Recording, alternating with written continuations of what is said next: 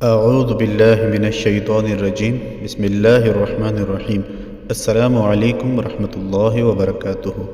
اس video میں مرگی کے علاج کے بارے میں آپ کو بتایا جائے گا۔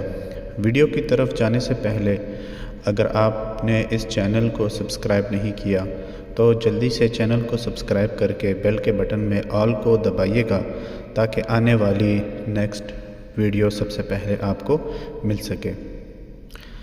عمل کچھ اس طرح سے ہے کہ جو کوئی شخص مرگی کے مرض میں مبتلا ہو تو ان کے لیے یہ عمل اکثیر کا درجہ رکھتا ہے۔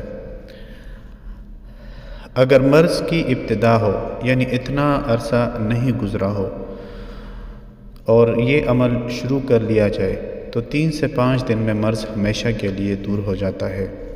لیکن مرض اگر پرانا ہو تو اس کے کسی عزیز کو چاہیے کہ جب مریض سو جائے تو اس میں پاک یا رحمانو کو اول و آخر 3 مرتبہ کسی بھی درود پاک کے ساتھ 40 مرتبہ پڑھ کر مریض کے داہنے کان پر پھونک مارے۔